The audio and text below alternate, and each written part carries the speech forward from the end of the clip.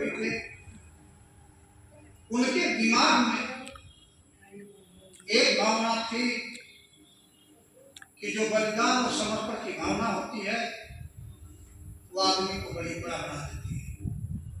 और बलिदान अपने को बलि कौन चढ़ाता है? जिसके अंदर नैतिकता होती है, जिसके सामने वह स्वयं छोटा होता है लेकिन अपना उद्देश्य बड़ा रखता है। और हर समय उसके मन में पीड़ा हुई कि नहीं, हमारी माँ के ऊपर इस तरह का अत्याचार हो रहा है, तो अपनी माँ के लिए योग्य वही बेटा होता है जो संपूर्ण रूप से अपने जैसे आप धरती के अंदर देखते हो, रोज आप सभी किसान परिवार से जुड़े हुए लोग हैं, खेत में जब अनाज डालते हैं आप, तो वह जा करके जिस रूप में डाले हैं उसी में उग जाए तो उसको मरा हुआ कहा जाता है कि यह मर गया है, इससे दूसरा पैदा नहीं हो सकता। और जब धरती में जा करके अन्न पूरी तौर से मिल जाता है, अपने को खत्म कर देता है, ठीक उसी से अंकुरण पैदा होता है। सुभाष बाबू ने, भगत सिंह ने, चंद्रशेखर आजाद ने, जितने महापुरुषों पुरुष हैं, उन सारे लोगों ने अपने जाकर के इस धरती के लिए न्यौछावर कर दिया। और इसीलिए आज उनका विचार आगे नहीं, जब तक दुनिया रहेगी, जब तक धरती आकाश रहेगा, तब तक ये विचार पूरी तरह से अजर और अमर रहेंगे। और तमाम सारे लोग आज घोषी में भी ये बात कही जा रही है, तो इसलिए कही जा रही है कि सुभाष बाबू तो पैदा हुए बंगाल में थे, लेकिन बंगाल की से जो चिंगारी चली थी वह किसी न किसी किसी में गई और आज घोषी में भी उनके विचार को बैठे।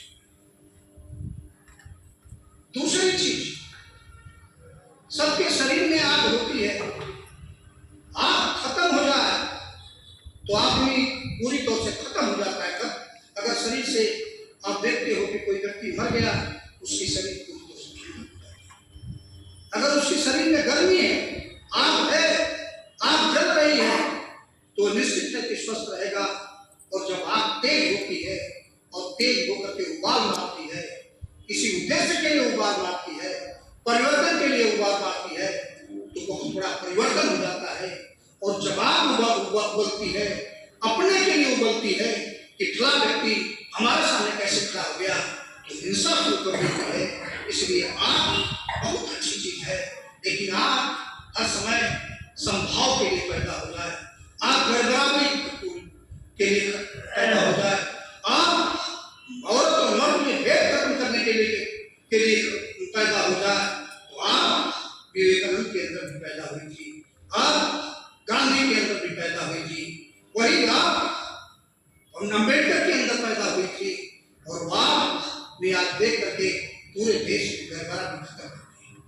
और आज लोग कह रहे हैं कि बढ़ती जा रही है, जो चीज जितने बढ़ती है उतने ही घटने लगती है। आज छुआछूत बहुत तेज था, एक दुकान पर आदमी नहीं बैठ सकता था, एक जगह खड़ा नहीं हो सकता था, लेकिन आप ट्रेन में चलते हो, वहां कोई किसी जाति नहीं पूछता है। आप होटल में खाना खा रहे हो, किसी की कोई जाति नहीं पूछता है। आप स्कूल में पढ़ रहे हो, आज कोई किसी की जाति नहीं पूछ रहा है। आप एक फैक्ट्री में काम कर रहे हो, वहां कोई किसी की जाति नहीं पूछ रहा है। वहां अगर नौकरी भी मिल रही है तो नौकरी उसको दी जा रही है कि इस विषय का जानकार कितना है, कि जो हम फैक्ट्री लगाए वो टेक्निकल जानकारी कितनी है। अगर टेक्निकल जानकारी अच्छी है तो उसी को सबसे अधिक पेमेंट मिलता है और उसी के काम के बदले उसको मजदूरी मिलती है और सम्मान मिल रहा है। तो आज ये पूरी तौर से जो ये सारी चीजें खत्म हुई है उसके प्रति शिक्षा है। आप देखते हो जो भी फेसबुक चला रहे हैं, हमने अपने जीवन का ध्येय बना लिया है कि जब कोई आप गरीब आदमी के साथ लगाओगे तो उसका घर उजड़ जाएगा। अब कोई गरीब, कोई अमीर आदमी किसी गरीब को लूट रहा है, अगर उसके तरफ लगाओगे तो निश्चित है परिवर्तन होगा। और तमाम छोटे छोटे लोग जो डर रहे हैं कि हमको कोई बात देगा, हमको कोई गाली दे देगा, हमारी इज्जत लूट लेगा, हमारा धन लूट लेगा, जब भय में बने रहोगे तो सुभाष बाबू के संगठन में आने और जाने का कोई मतलब नहीं है। सबसे पहले भय तो खत्म करोगे। एक बार बुद्ध बैठे थे,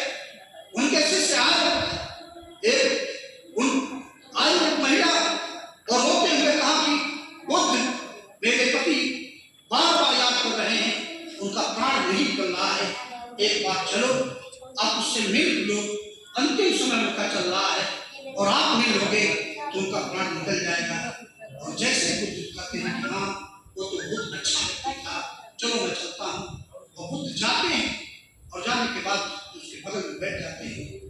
बुद्ध कहते हैं, वो कहता है कि गुरु जी कोई उपदेश दीजिए। तो वो कहते हैं कि तुम ये कहो कि मैं आंख नहीं हूं, तो वो कहता है कि आंख नहीं हूं। वो कहते हैं कि कहो कि मैं सर नहीं हूं, तो वो कहता है मैं सर नहीं हूं। वो कहते हैं कि कहो शरीर नहीं हूं, वो कहता है मैं शरीर नहीं हूं। तो कहते हैं कि कहो सांस नहीं हूं, तो कहता है सांस नहीं हूं। वो कहता है कि आत्मा परमात्मा नहीं है, तो कहता है आत्मा परमात्मा नहीं है, जो पैदा हुआ है वो मरेगा, इसके लिए कभी से कोई जरूरत नहीं है। और जैसे कहते हैं कि पैदा हुआ है वो मरेगा, वो शरीर छोड़ेगा, वैसे